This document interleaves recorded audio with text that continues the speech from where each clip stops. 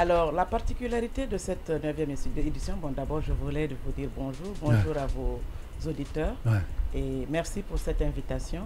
Donc, comme vous le savez, je suis là pour parler du Salon international du textile africain, CITA, donc, qui est à sa 9e édition cette année à Conakry.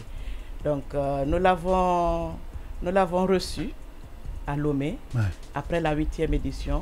Sur 5 pays qui ont posé leur candidature, la Guinée a été choisie pour abriter la 9e édition, compte tenu de beaucoup d'avancées que nous avons dans le domaine du textile. Il a fait tout son parcours donc, dans le domaine du textile aujourd'hui pour échanger avec les jeunes qui évoluent dans ce domaine.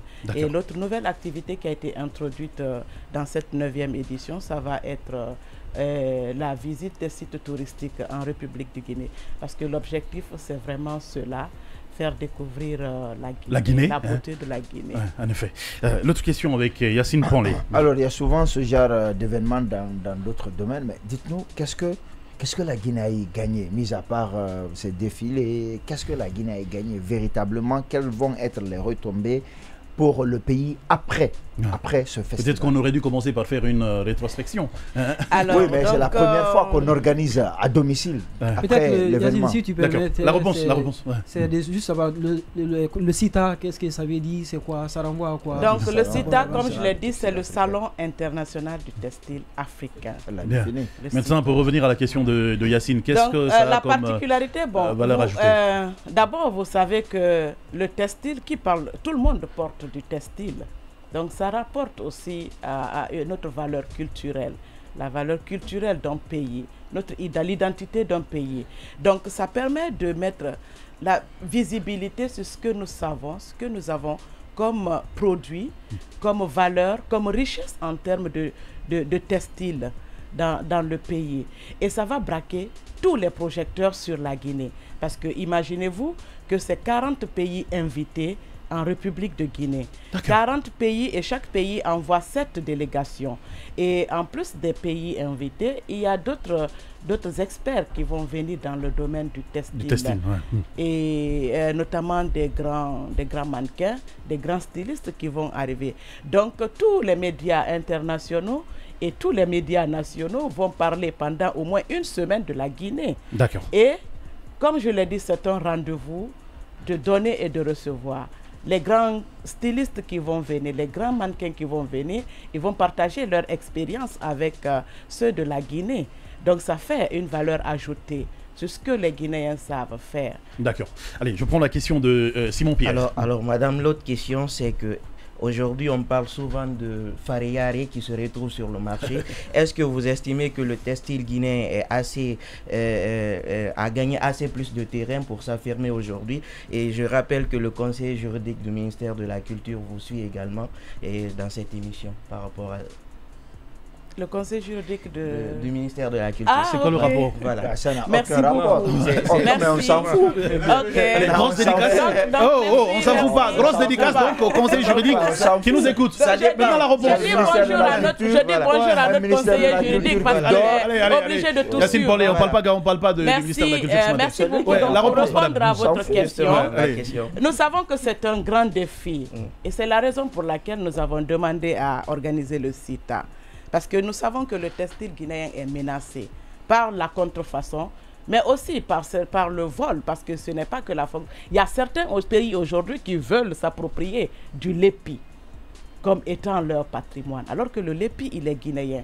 Et aussi, le thème de cette année, c'est la labellisation. Donc, c'est pour lutter contre la contrefaçon.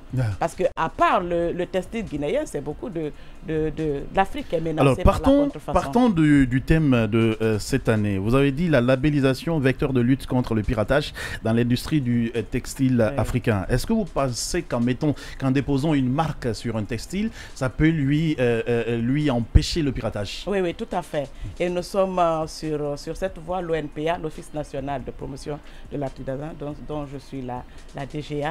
Donc, nous sommes déjà très avancés dans la labellisation du lépi de Guinée. Il y a déjà un cahier de charges qui est sorti Et aujourd'hui, le cahier de charge est déposé à l'OAPI et très bientôt le LEPI de Guinée sera labellisé, respecter toutes les normes pour qu'on ait un bon pagne. Un peu comme le basin du Sénégal. Ouais, je prends la question de Robert d'abord, après je te reviens, Yacine Pané. On a du temps, t'inquiète. Merci beaucoup. C'est très beau.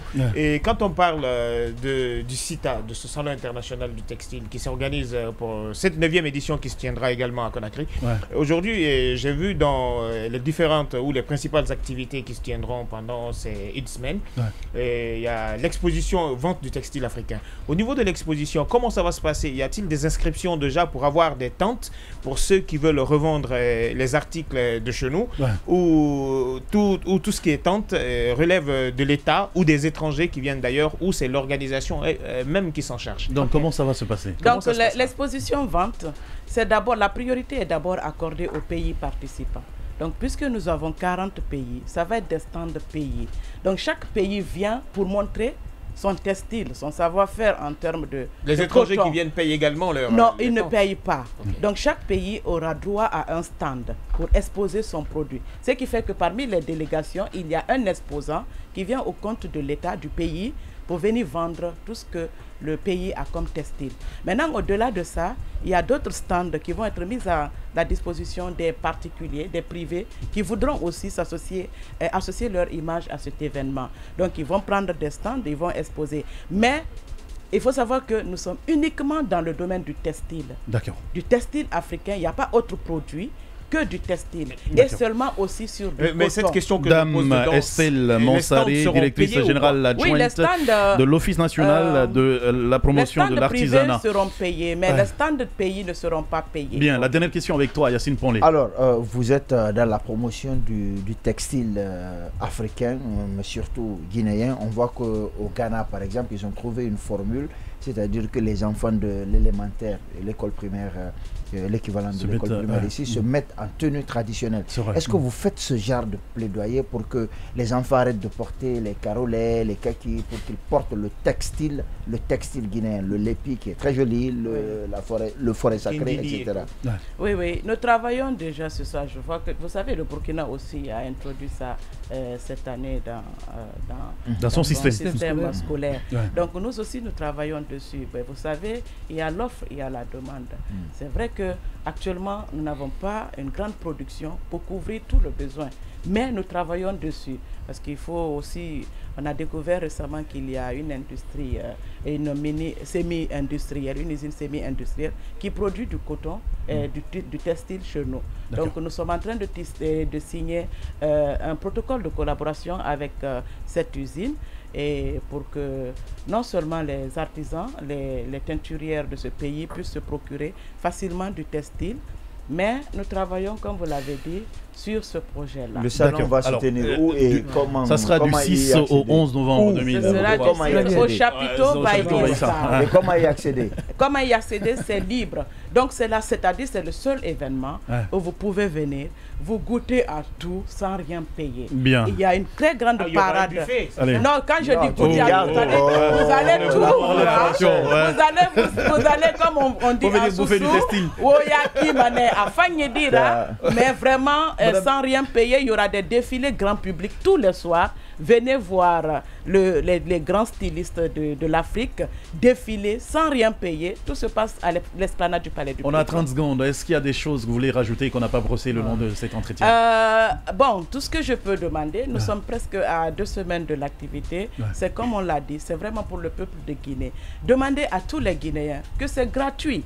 Venez, regardez, visitez les stands, procurez-vous des produits de l'Afrique, parce que c'est ça qui va valoriser le patrimoine de l'Afrique. Payer ce que nous consommons, ce que nous produisons, ça crée aussi une richesse au niveau du continent, local, mais aussi de la Guinée. Toutes et tous donc du 6 au 11 novembre 2023 au chapiteau Baïssa pour vivre donc la 9e édition du Salon international du textile africain CITA Conakry 2023.